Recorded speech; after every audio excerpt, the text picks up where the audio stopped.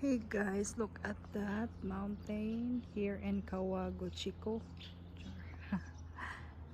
And we're staying here for 3 days. Villa Insuli. 2 nights, 3 days. This is their place. So nice. They have vending machine. English mo ko eh. Nasa vending machine, guys. Look at that. There's coffee. Check. This is the villa. No, their villa. So nice. It's like New Zealand vibes. So this is our room. Yeah. This is our truck.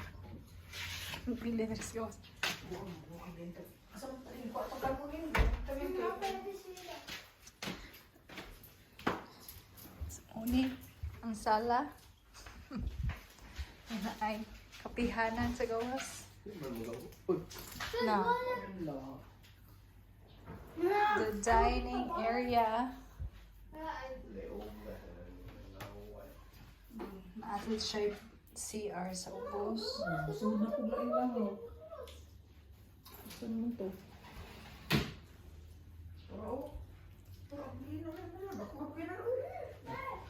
Check. Ayan ay coffee maker. Na ay rice cooker.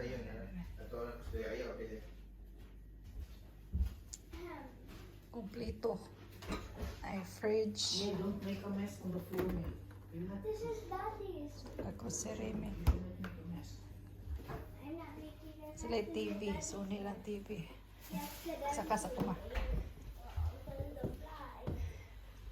So, sa taas, yung bedroom. Ang ilang bedroom, way pultahan, diretso. Tapos dahil ko lang cabinet.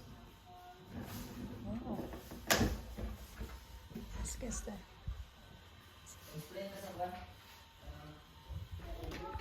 Let's look the view. Look up the view. Oh, I don't know how to open. Okay. This is the bed for single bedroom. So kani siya diri. Let's see.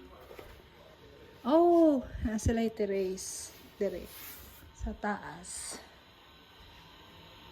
This is the wash area. Super nice. Nandito siya Airbnb. Booked by my sister-in-law. So this is the CR. Another CR here, second floor.